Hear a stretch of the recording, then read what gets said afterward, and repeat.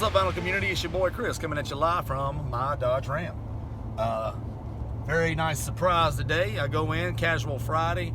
Means I don't have to wear the uniform shirt. So it basically just means that you can wear whatever kind of t-shirt you want to wear, basically. So go in there in my super comfy Noble Record swag today. Usually my Friday is 6:45 to 2:45, which usually means that that's just enough time for me to just want to go straight home after work. So anyway, today, nice surprise, they told us we could go home at 12:45, and I am starving, and I've been craving a Philly cheesesteak for quite some time. So here's what I'm gonna do. I'm gonna go up here to Empire Pizza. Depending on what part of the country you're from, you may or may not have heard of it. I'm gonna go up here to Empire Pizza. I'm getting a Philly cheesesteak, some fries, and a couple cold beers before I go back home. But before I do that, why not swing up to Charlotte and do a little record digging? So I'll talk to you guys soon. It's always better to do this when I have company. I don't have it today, but it's okay. I'll make the best out of this whole deal. I'll talk to you guys soon. Deuces.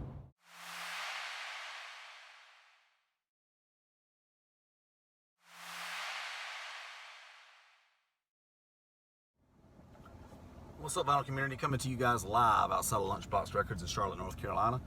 Spent more money than I intended to. That almost always happens, especially when I tell myself I don't want to spend as much. So start with this. A big one that a lot of people are probably getting today, but one maybe you didn't expect to see on my channel. But for those of you who follow my channel since the very beginning, you guys do know I still do appreciate my great rock, my great old classic rock, my great artist. And it wasn't a debate as to what version to grab of this one, but it's Tom Petty, Wildflowers, and All the Rest. 3 LP set. I'm not balling out for the 8 LP or 9 LP, whatever it is. I love the album and I love Tom Petty, but I just can't spend that same kind, that amount of Skrilla for probably what's the same songs over and over and over again. Demos and studios, and I didn't read what all came with it. I mean, if you're really honest with yourself, how many times will you listen to the extras and the demos? And you really, I mean, you'll probably listen to them once or twice and think, oh, that's cool, that's how that song came about, and then you're going to go back to the main LP. And for me, I just always wanted a copy of the Wildflowers album without having to spend like $500 for an original. And so I'm happy to spend $40 and have just the album and the other stuff that it's got, the 5 previously unreleased tracks. Very happy to have them. So Tom Petty, Wildflowers, and All the Rest. Again, very happy to have it.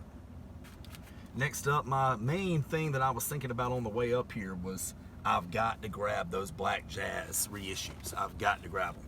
So that's what I really sat out here for. And I got myself 4 of them. I got The Awakening, Hear, Sense, and Feel. Insanely collectible 1972 ensemble session from Black Jazz, featuring Frank Gordon, Ken Chaney, R.A. Brown, Steve Galloway, Reggie Willis, and Arlington Davis Jr., and it's the first ever vinyl reissue. Guys, I'm super excited to hear this. I'm very happy to have it. It's a stereo, obviously. Next up for me, Doug Karn, Spirit of the New Land. Very, very happy to have it. A lot of times if you think Black Jazz, often you think Doug Karn. Some very classic recordings, if you will, on Black Jazz. So Doug Karn, Spirit of the New Land, and featuring the voice of Gene Karn, which I'll let you guys use your imagination as to who Gene was to Doug. So Doug Karn, Gene Karn, George Harper, Charles Tolliver, Garnett Brown, Earl McIntyre, Al Musin, and once again, Gene sings, Doug plays. Doug's leader, piano, electric piano, and organ. Very happy to have that as well. Also on stereo. Next up, Kelly Patterson, Maiden Voyage, Sublime, 1973 jazz vocal session from highly collectible Black Jazz label. Very, very, very, very excited to have this one, guys.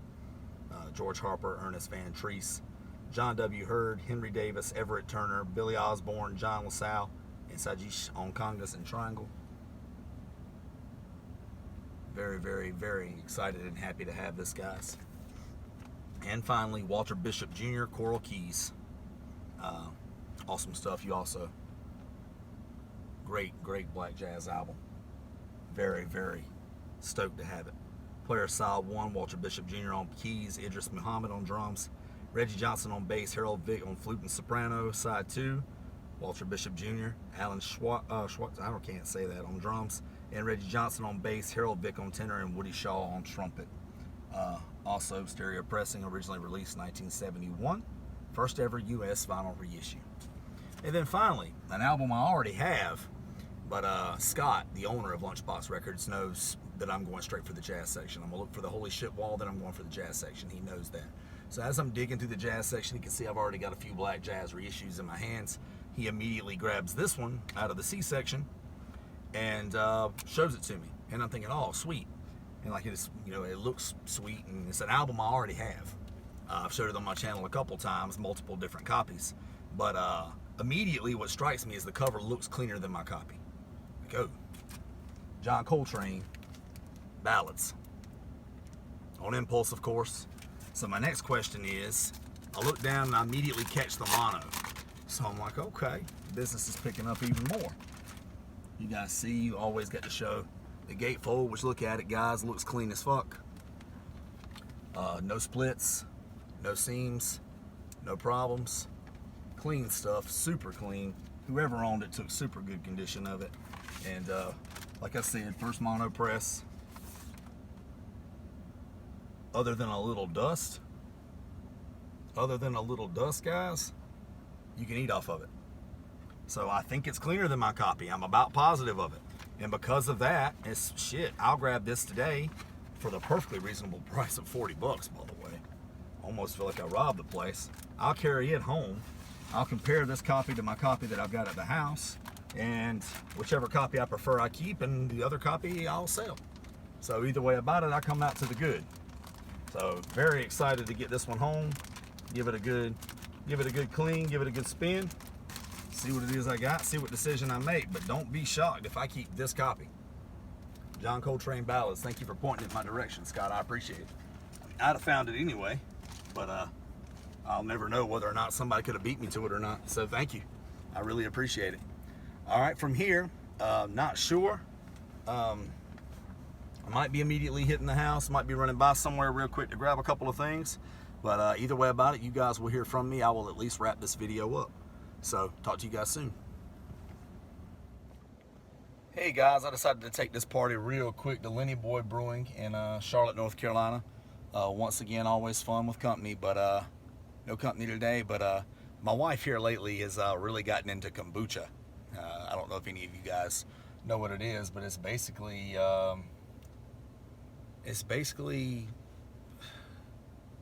tea that's kind of made similar to beer, if that makes any sense. Somebody's going to correct me, there's no doubt. Admittedly, I don't know very much about booch, but I will tell you this: there are, you know, several breweries in Charlotte that just so happen to serve both beer and kombucha to pretty much equal success. Lenny Boy being, in my opinion, the biggest one for it. I personally don't like kombucha, but my wife loves it. Anyway, all of this is, you know, not the point. Anyway, I can remember way back before Noble Records opened brick and mortar, they used to have a lot of pop-ups here at Lenny Boy. And at the time, my wife used to still work in hospital floor. So there were a lot of nights she'd be working, and I'd bring my daughter with me, and me and her would come up here and sit and dig through some records. And, you know, they got a very family-friendly atmosphere, so she'd get to play some of the games that they keep here for children. I'd have a beer or two, and we'd go home, but it was a lot of good times. And that's the only thing about the Noble Records brick and mortar being open now is I miss the pop-ups. I really do. I think he'll get back into it one day, though, so we'll see.